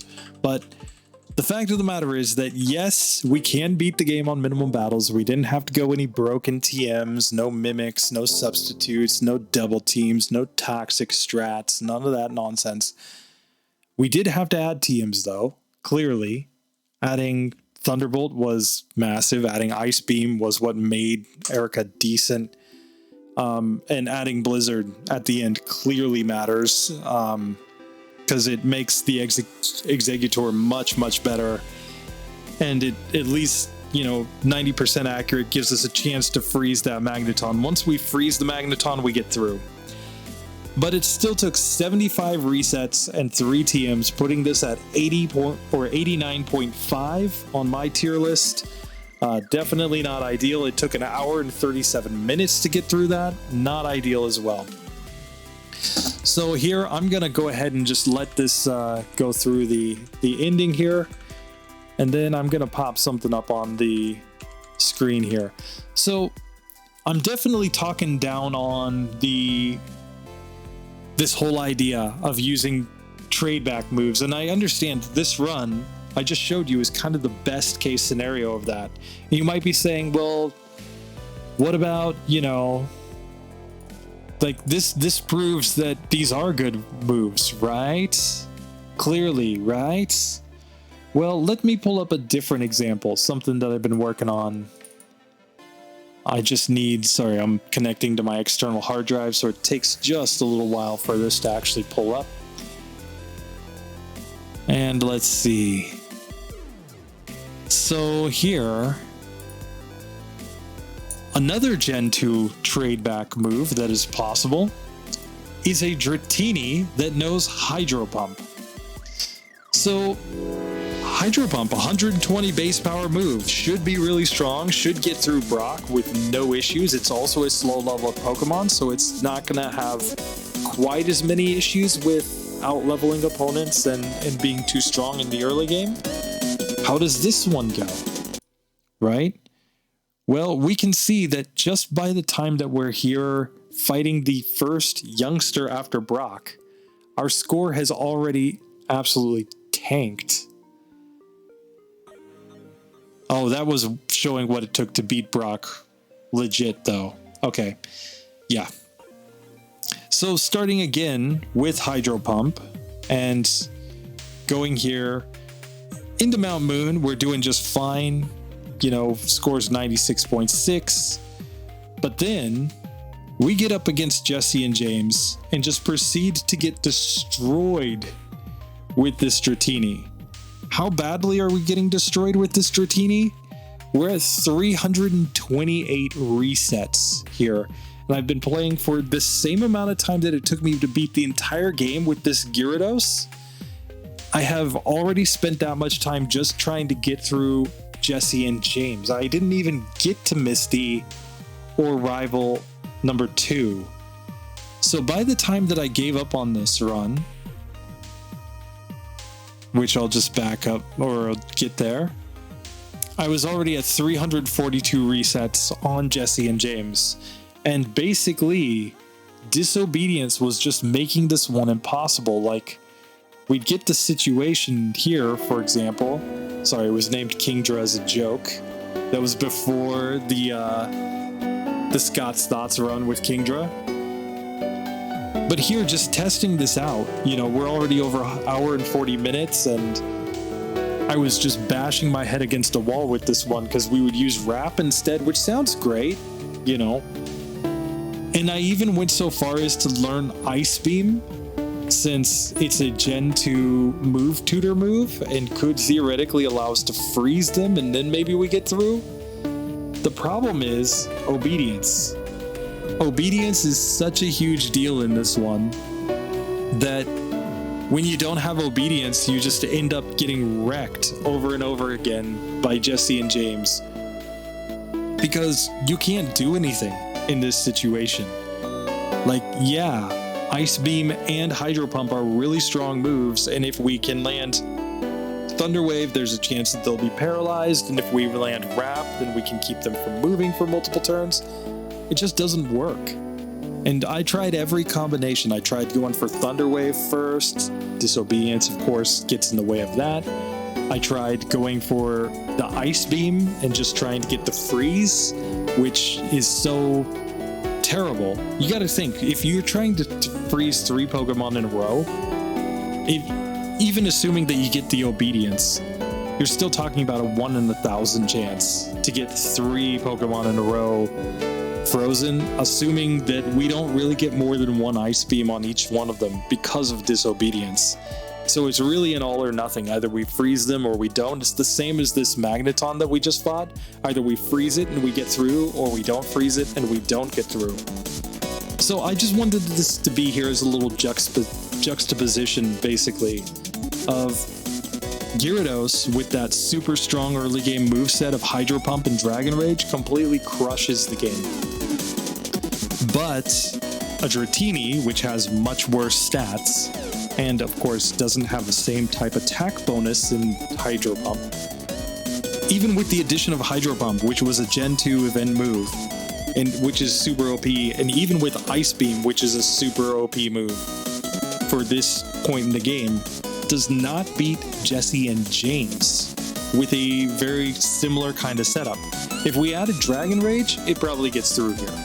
That's probably the only way, but it will only get Dragon Rage either by, yeah, you can do some breeding shenanigans. You're not going to get the Hydro Pump in that case. You're just going to get Dragon Rage. But otherwise, you know, via TM. Those are the only ways to get it.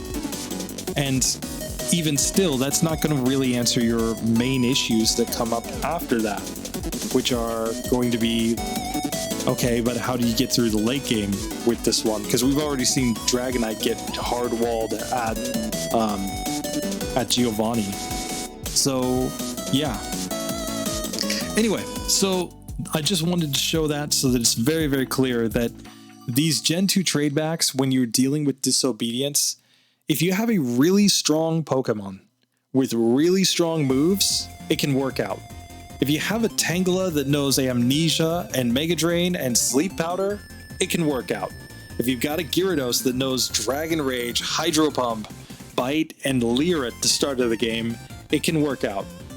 In every other case, it's probably not going to work out, and you're probably going to end up wasting a lot of time just trying to get through Mount Moon. So anyway, we have beaten the game with this Gyarados, so there's one last thing to do, of course, which is to go and find out, can we beat Mewtwo? Can we get through this ledge? That is the tougher point. But so yeah, if Scott's Thoughts ever watches this, I just wanted to post this up and kind of put this as a forewarning that if you're going to do Gen 2 tradebacks, please, please, please do them legitimately, like, in terms of, you know, it's already a 1 in 65,536 chance to get perfect DVs, which is already a stipulation in Scott's Thoughts runs. Don't add another 1 in 65,536 chance to get the same trainer ID number so that you don't have disobedience, because that would just be ridiculous. And when you factor in disobedience, it completely changes the complexion of runs. And, you know, you would either A, be grinding a lot more levels in order to get through spots just because you're already at such a huge disadvantage, or you would be having to do a lot more than just probably egg moves. You're probably looking at, you know, okay, how do I breed this Pokemon to have its strongest possible moves? Which you can do, of course, if both parents know a level up move for a Pokemon, then you can get some Gen 2 trade back Pokemon that have really, really strong move sets, obviously. Or using move tutor moves in order to make it work. But, you know, don't please, I'm begging you, dude, do not do the whole, oh yeah, I have a perfect DV's Pikachu that knows all of its Gen 2 egg moves from Pichu, even though it's not available at level 5, and it's perfectly obedient, because why wouldn't it be? Like, at that point, it's like, okay, we're so far off the realm of possibility at that point that it just makes no sense to me. That's my personal opinion on it, at least. I'm sure Scott's Thoughts can disagree with me, but I'm just going to throw it out there. So here, let's go ahead and take on Mewtwo. Let's see how this goes. Mewtwo time. Our best strat might be to go for the Blizzard and try to freeze it, but I'm going to try the Hydro Pump. Oh, and he's barriered. No.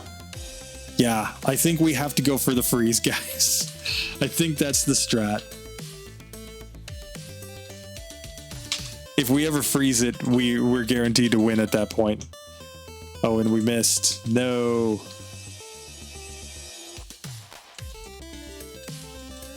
So, round 2 against Mewtwo.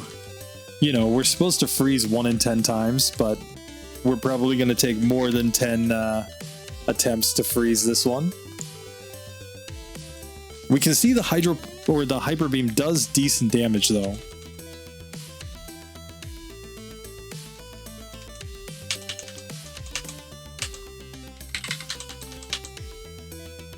I mean, maybe a critical hit Hyper Beam will do the job.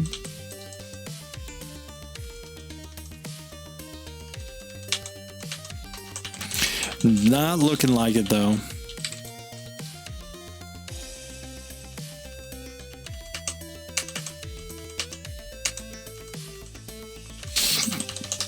Definitely just think the freeze is the way to go.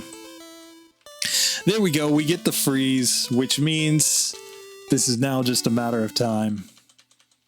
And Hydro Pump takes it down. So there we go. The Godfish himself finishes at level 65. Gets all the way up there. Finishes with a completely OP final moveset of Hyper Beam, Hydro Pump, Thunderbolt, and Blizzard. Beats the game on minimum battles. But man, oh man, did it take a lot of resets to do it. 83 resets, 3 TMs. Anyway, that does it for this one. I've waxed more than poetic on this whole thing of minimum battles and of course, Gen 2 tradebacks or just traded Pokemon from other versions of the game. Tell me what you think. Throw it in the comments. Anyway, I appreciate you for hanging out, watching this video to the end. See you in the next one, guys. Later.